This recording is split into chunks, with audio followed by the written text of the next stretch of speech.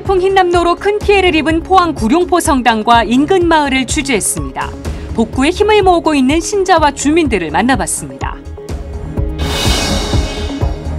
프란치스코 교황이 카자흐스탄 방문을 마무리했습니다.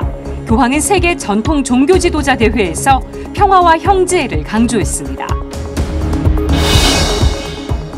이번 주는 장기기증의 중요성을 되새기는 생명 나눔 주간입니다. 한국장기조직기증원 문인성 원장과 장기기증에 대한 이야기 나눠봅니다.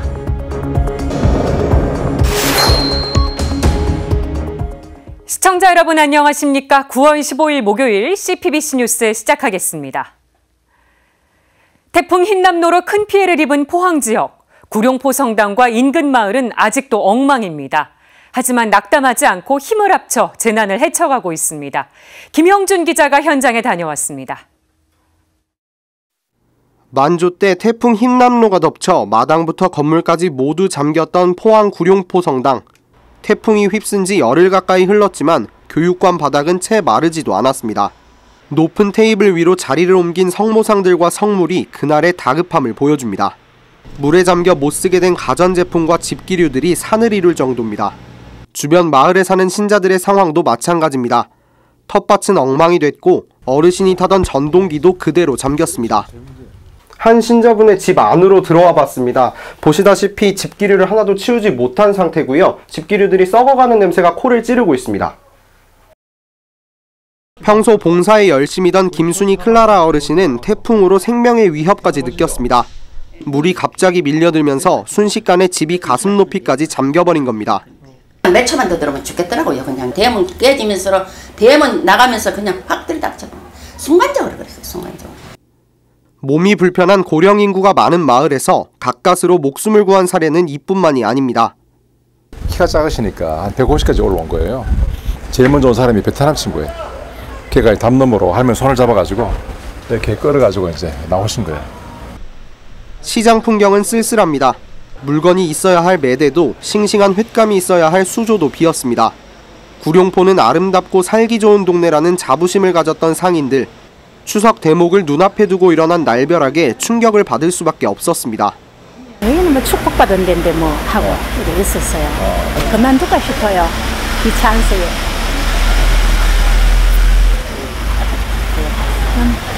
69년 살아도 처음인데요.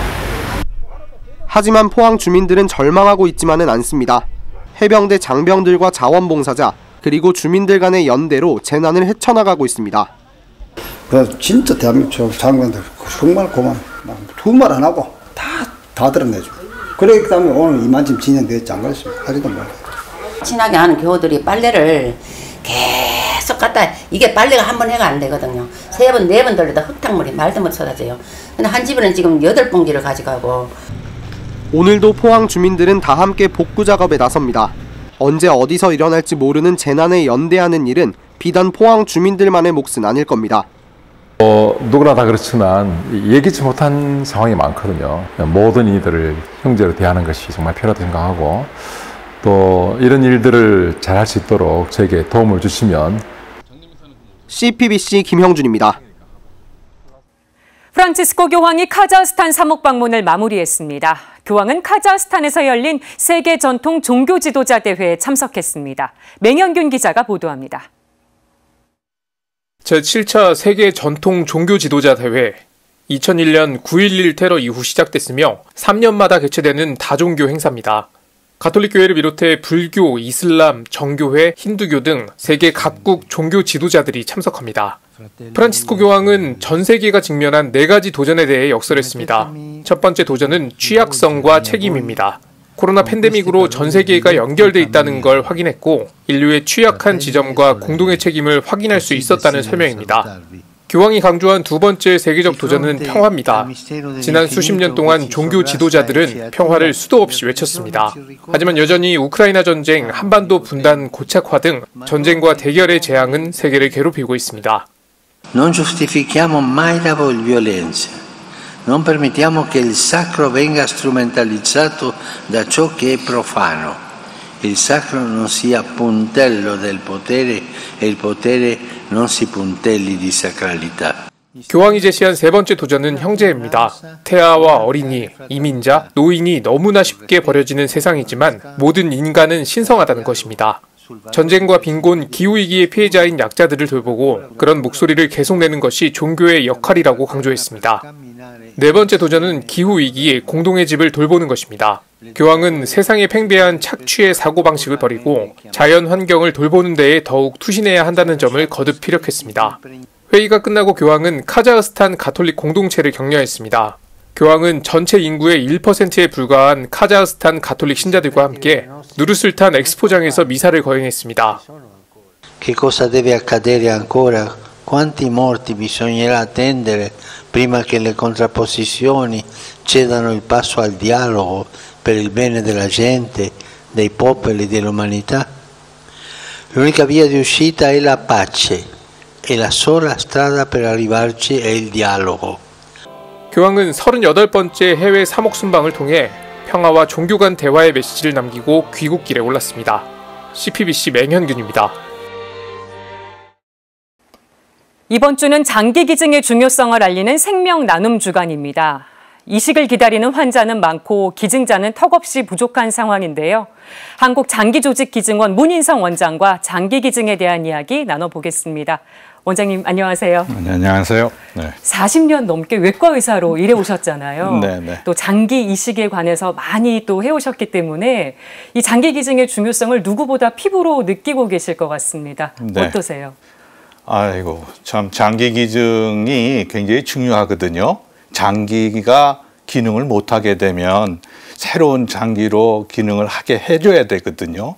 그런데 올해 초부터 돼지에게서 그 이종 장기 이식이 전 세계에 이제 시초가 됐어요. 한 2달 정도를 성공했거든요. 네. 그런데 지금까지는 사람의 장기를 건강한 장기를 이식하는 것이 가장 좋은 치료 방법이거든요. 네. 그래서 장기 이식이 굉장히 중요하지요. 지금 장기 이식을 기다리다가 하루에 6.8명꼴로 숨을 거두고 있습니다. 기증자가 굉장히 많이 부족한 거죠? 네, 많이 부족합니다. 약 4만 명 정도가 기다리고 있는데요. 1년에 뭐 400명 정도, 500명이 차이 안 되거든요. 네. 상당히 많이 부족한 거죠. 너무 안타까운 상황인데 네. 우리나라 뇌사 장기 이식률이 굉장히 또 저조하더라고요. 네. 이거는 이유가 뭐라고 보십니까? 내가 만약에 나중에 뇌사가 됐을 때 장기를 기증하겠습니다. 이게 희망 등록이거든요. 네. 전 인구 5천만 명으로 봤을 때 희망 등록하신 분이 200만 정도예요. 그러니까 4%밖에 안 돼요. 너무 작습니다. 예, 근데 미국이나 뭐 유럽 나라 보면 50% 뭐 이렇게 되고 있거든요. 상당히 적죠. 그것이 네. 문제인 것 같아요. 또 유교적인 영향도 없지 않아 보이기도 하고요. 네, 맞습니다. 예, 신체 훼손에 대한 이 두려움, 그 다음에 어르신들부터 이런 건 건들지도 마라. 이런 거에 너무 뇌리에 박혀 있죠. 그것이 네. 문제인 것 같아요. 장기 기증 활성화를 위해서 이것만큼은 꼭 개선됐으면 좋겠다 하는 부분이 있으실까요? 장기 기증 희망 등록이 우선 많아야 되겠고요. 그 다음에 본인이 장기 기증을 하겠다는 뜻을 건강할 때 가족들에게 알려주는 홍보가 굉장히 필요할 것 같고요. 가족들이 알아야 되는 거는 뇌사 상태가 됐을 때 말하기가 어려우니까요. 그렇죠. 그 다음에 저희 지금 시스템에서는 가족들이 동의를 안 하면 장기 기증을 못 합니다. 그것이 동의율이 상당히 떨어지거든요. 네. 동의율이 좀 높아졌으면 장기 기증하시는 분들의 뜻이 잘 펴질 것 같아요. 네, 지금 생명 나눔 주간 지내고 있는데 한 절반 정도가 지났습니다. 네. 원장님도 천주교 신자이시잖아요. 네. 신앙인들이 장기 기증에 더 많은 관심을 갖고 좀 참여를 하면 좋겠는데 신앙인들이 관심을 가져야 하는 이유 어떻게 설명해 주시겠습니까? 상당히 어려운 질문이신데요. 네. 제가 생각하기에 살아있을 때 자기의 가장 중요한 생명을 남한테 기증한다. 이것은 가장 큰 사랑인 것 같고요. 만약에 내가 뇌사가 돼서 장기 기증을 하지 않고 하늘나라로 갔다면 아마 하느님이 그러실 것 같아요. 그거 왜 갖고 왔냐? 여기서는 필요 없는데. 그러시지 않을까요? 전 그렇게 생각을 했습니다. 네. 끝으로 장기기증 희망 등록을 하는 방법 알려주시면 좋겠습니다. 전국에 400여 군데에서 희망 장기 기증 등록을 하거든요. 네. 그러니까 웬만한 큰 병원들은 다 하고 있고요.